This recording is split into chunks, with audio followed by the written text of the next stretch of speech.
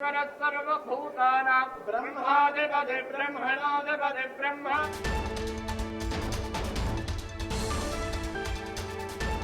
ಕವಿ ಗಂಗಾಧರನ ಸ್ಪರ್ಶಿಸಿಲ್ಲ ಸೂರ್ಯರಶ್ಮಿ. ಮನುಕುಲಕ್ಕೆ ಈ ಬಾರಿ ಕಾದಿದೆಯಾ ಗಂಡಾಂತರ? ಆತಂಕ ಇದೆ ಸಹಜವಾಗಿ. ಕೋವಿಡ್ ಮೊದಲು ಅತ್ಯಲ್ಪ ಅವಧಿಯಲ್ಲಿ ಸ್ಪರ್ಶಿಸಿತ್ತು ಸೂರ್ಯರಶ್ಮಿ. ಇದರಿಂದ ಅಪಾರ ಸಾವು ನೋವಿನ ಎಚ್ಚರಿಕೆ ನೀಡಿದ್ರು ಅರ್ಚಕರು. ಬೇರೆ ಬೇರೆ ರೀತಿಯಾಗಿ ವಿಶ್ಲೇಷಣೆಗಳಾಯಿತು. ಅದರಂತೆ ಜಗತ್ತಿನಲ್ಲಿ ಕೊರೋನಾ ಮಹಾಮಾರಿ ಅಬ್ಬರಿಸ್ತು, ರಣಕೇಕೆ ಹಾಕ್ತು, ಲಕ್ಷಾಂತರ ಸಾವು ನೋವಾಯಿತು. ಅದರ ಎಫೆಕ್ಟ್ ಕರ್ನಾಟಕದಲ್ಲೂ ಕೂಡ ತಟ್ಟಿತ್ತು, ನಾವು ಗಮನಿಸಿದ್ದೇವೆ.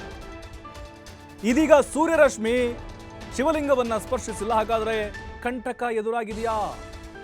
ಎದುರಾಗುತ್ತಾ? ಹಾಗಾದ್ರೆ ಅಪಾಯ ಇದೆಯಾ? ಏನು ಗಂಡಾಂತರ ಕಾದಿದೆಯೋ ಗೊತ್ತಿಲ್ಲ. ಪ್ರಳಯ ಆಗುತ್ತಾ? ಭೂಕಂಪ ಆಗುತ್ತಾ? ಮನುಕುಲ ನಾಶ ಆಗುತ್ತಾ? ಮತ್ತೆ ಯಾವುದಾದ್ರೂ ಒಂದು ದೊಡ್ಡ ರೋಗ ಬರುತ್ತಾ?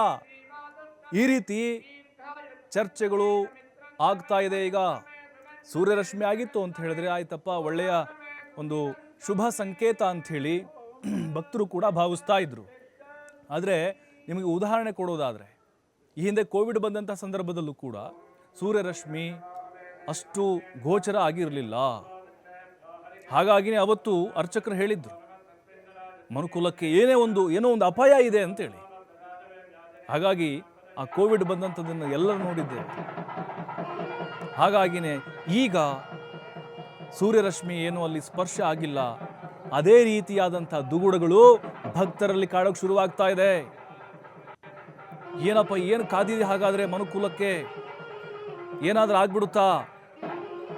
ಯಾವ ಅಪಾಯ ಇದೆ? ಯಾವಾಗ ಆಗುತ್ತೆ? ಹೇಗೆ ನಾವು ಜಾಗೃತರಾಗಬೇಕು? ಯಾಕಂದ್ರೆ ನಾವು ನೋಡ್ತಾ